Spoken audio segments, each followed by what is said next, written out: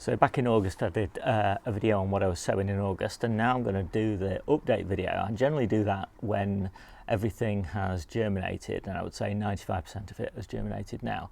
So it's nice to show the progress, and I know a lot of people like to follow along and compare their progress with my progress and try and understand the differences.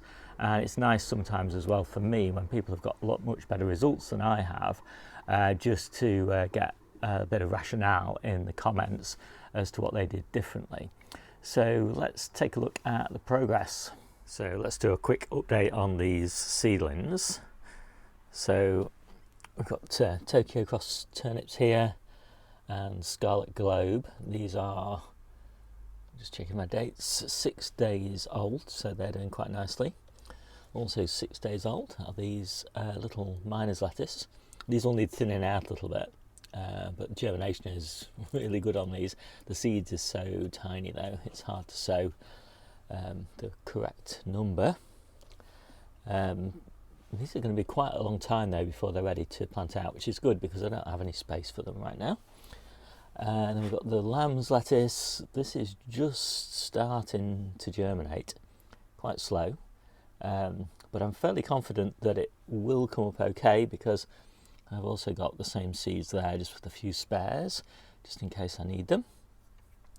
That's what I generally do, is when I'm sowing anything in a tray like this, where I'm only using like 1 or 2 seeds per module, I will always sow just a module of spares. And I've done that with the salad rocket here as well, for example. A lot of stuff though I just prick out and plant individually. So we've got some spring cabbages here, some tatsoi and pak choi, and you'll see some pak choi and tatsoi in a minute that's a little bit further on than this. And then down here we've got the first really of our overwintering spinaches, and I try and do them in succession because I don't want them all to go to seed at exactly the same time next year, and I don't need them all to be in full production in October. So I kind of want a decent amount to be ready for harvesting in October and November, and then some to come on stream in December as the harvest rates are declining from the first batch, and then some to come really on stream for harvesting in February, again when we're kind of at minimum harvest levels, so that I've got the maximum amount that's come ready. And then again we sort of all fades out in terms of harvest as well as we go into spring. So these will be going to seed first, then the next batch will go to seed, and then the overwintered stuff will go to seed as well. So that's all okay. Works really well. Timing's a bit tricky, but if you follow my timings then it should all work out good. And then we've got some more lamb's lettuce over there, again just germinating, and onions. Onions are the slowest things, so these are 10 days old and they just broke surface yesterday. So these are white Lisbon, and I basically in here now just got 2 trays that haven't germinated. With things like onions, you want them really cool. The cooler they are this time of year, the better the germination. So these have germinated really nicely because it was nice and cool. Some of these haven't germinated quite so well because it was a little bit too warm for them. So this is my little outdoor growing bench. So these are things that are just being readied for planting out. So we've got some spinach here, Tokyo Cross turnips here, radishes here. All these they're ready to go now. Loads of onions, all different sorts here. These are the most exciting ones though. These are the tough balls. I've got quite a few batches of these, and these will overwinter and be harvested kind of April, May and June, and maybe the beginning of July, just in succession as they go. So these are all sown in succession as well. And sowing overwintering onions that are going to be harvested that late, June, July time, It's really best to have at least 2 successions, because you're pretty much guaranteed that some of them will go to seed, and multiple successions reduces the risk that they will all go to seed. And then we've got Guardsman spring onions here, so quite a nice selection of spring onions, and still more to come. And then we've got some baby leeks. I'm just going to plant those out in a minute.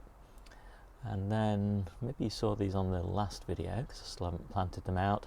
So these are swift potatoes, which will be growing my seed potatoes for next year. And I'm in my conservatory now, which is my primary grow room. And so we've got some party time cucumbers here, and I've got 6 of those, and those will be replacing these cucumbers, which we've been harvesting in here since May.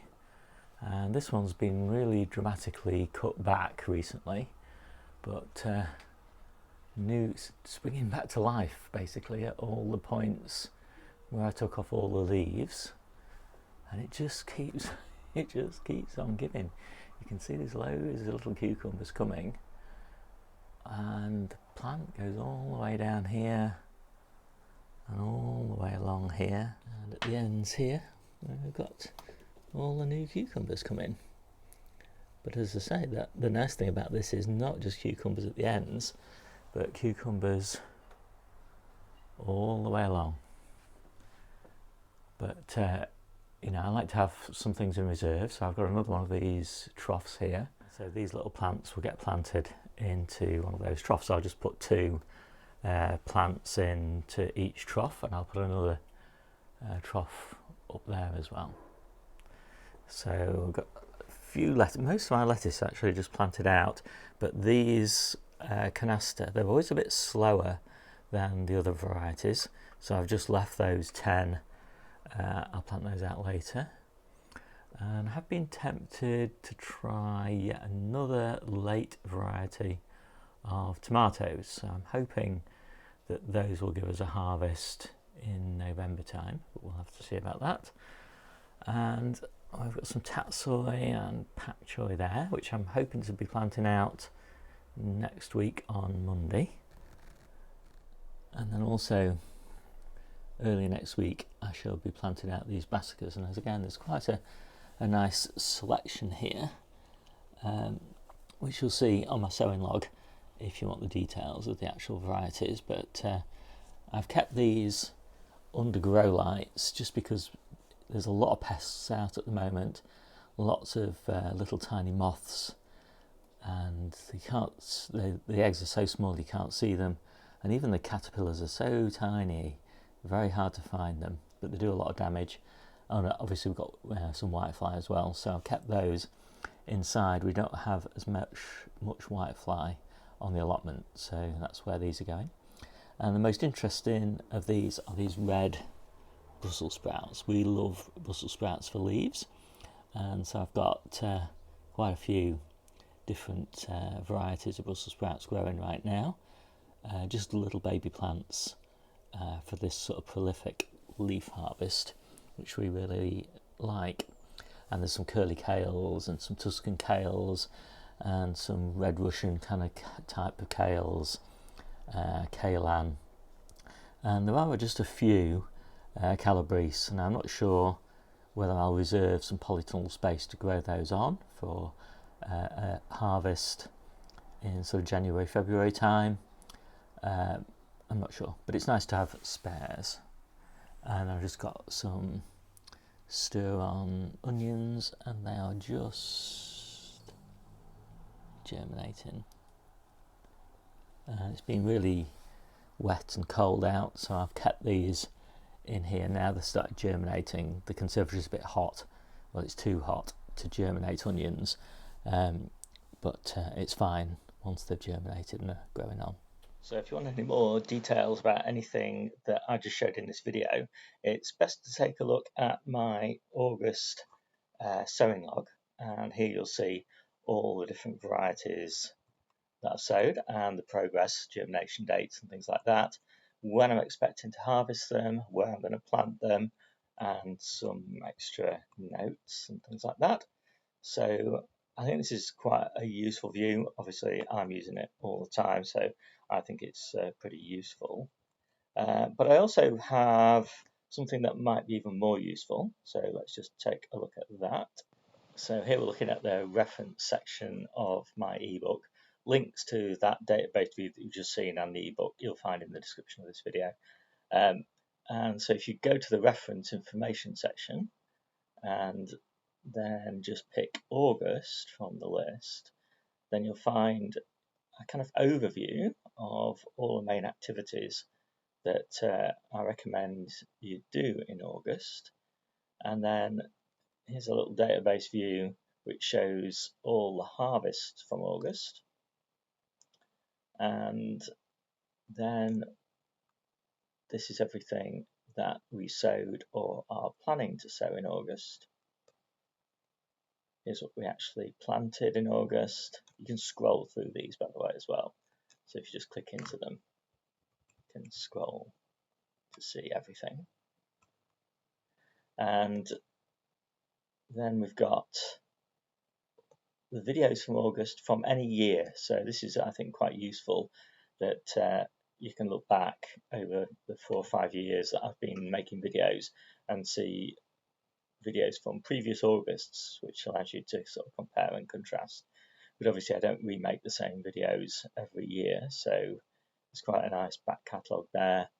And there's a harvest video from August, which is also quite nice to look at, and a video where I just talk through everything that I'm planning to do in August. And there will be tour videos for the kitchen garden and for the allotment as well, but I haven't done the allotment one yet. But when I do, that will appear there.